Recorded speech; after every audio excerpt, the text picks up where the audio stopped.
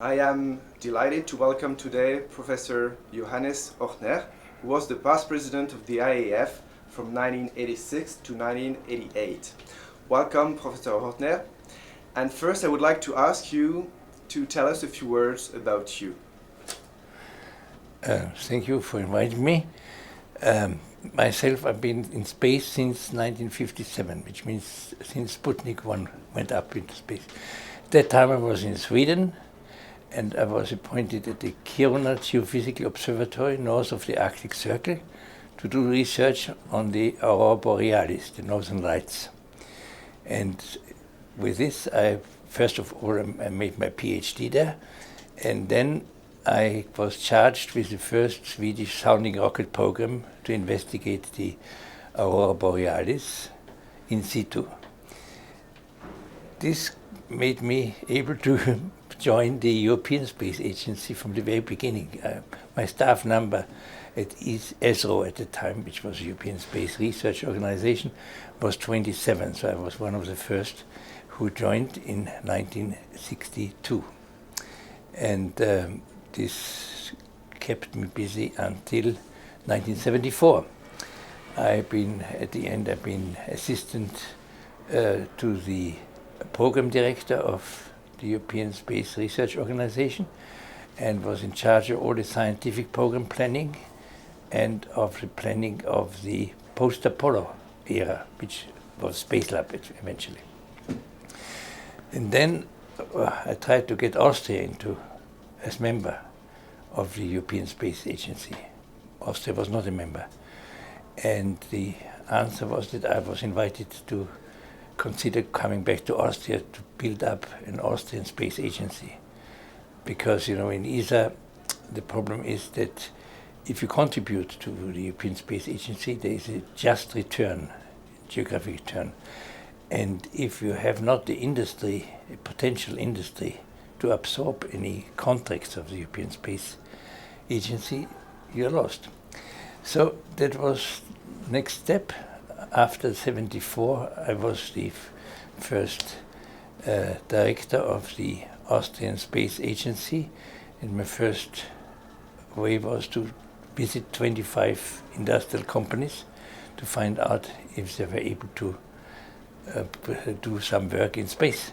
It was a bit disappointing, but anyhow, the breakthrough was made. Austria built the windows, the so-called viewport adapter to the Space Lab, and we were in the program. But it took 13 years to get Austria into the Space Agency, and this was achieved in 1987.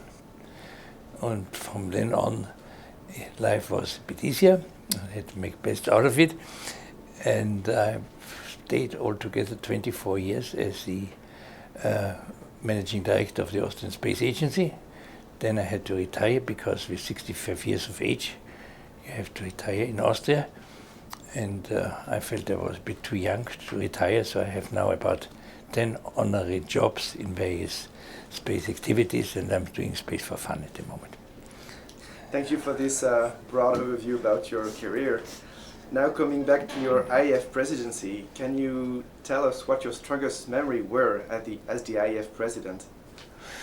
The first was a big surprise because it was, I already been at that time about 12 years with the Austrian Space Agency, with lots of problems, as I told you, to get into the European Space Agency. But I just have succeeded. It was in end of 1985 when the Austrian Minister for Science and Research signed the contract with ESA that we become a full member.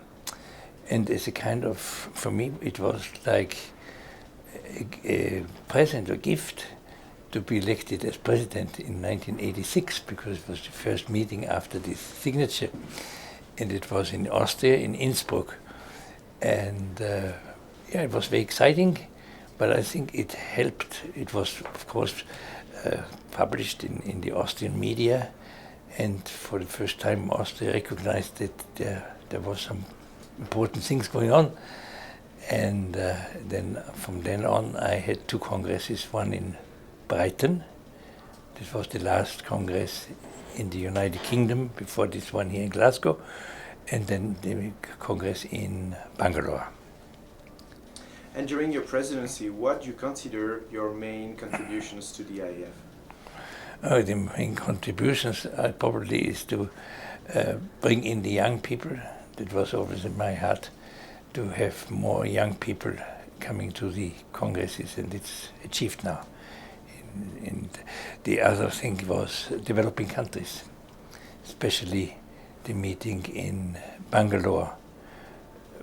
There I made great friends with the Indian people, and we created also at that time a workshop which is held annually before the IAF congresses for developing countries, in order to educate also people, decision makers also from various countries in South America, in Africa, in Asia.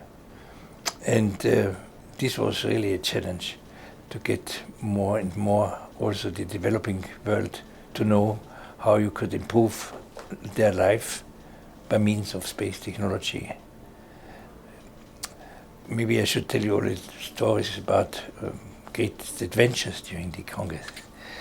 The greatest adventure in Brighton was a tornado, which I never will forget, because we had, after 3 days of meeting, we had no electric power anymore.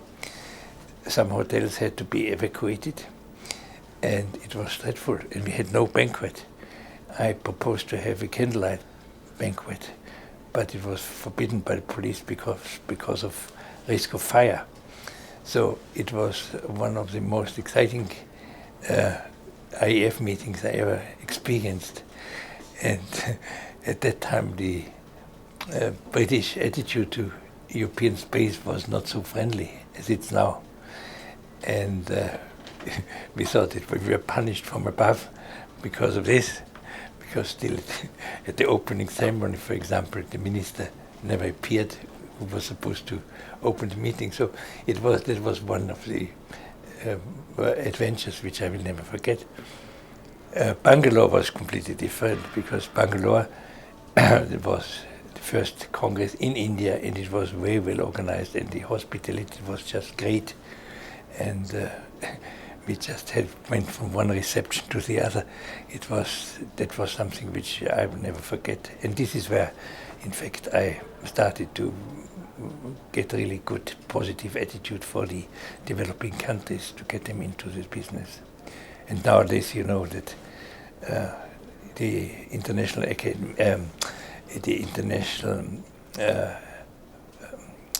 we should start again. The IAF, which is the Astronautical Federation. Sorry, we can be, yeah. Yeah, that's fine. Okay, yeah, do you want to mixed it up with the That's okay, academic that's festival. understandable. Yeah. That's fine. So now, as you know, the International Astronautical Federation has got more than 200 members, and quite a few of them are now from developing countries. Indeed. And how did your experience or your actions as a president of the IAF change your perspective on the space activities? Also, the space activities in Austria, of course, were flourishing then at that time, but that's because we became full members of the European Space Agency. And the other activities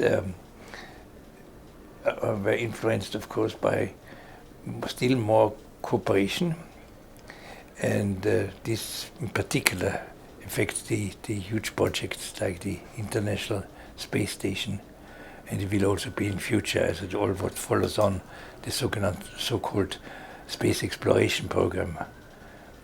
The International Lunar Base, for example, I think there will be, the IAF will be instrumental in helping that all the nations work together. The same is true for the International Space Station, which at the moment is almost ready. but it will, I think, last for a very long time. This worldwide collaboration, this is really something which the IAF more or less promotes and creates. And then I think the next subject, which also will be dealt with in the IAF, is the space tourism, all the private projects into space.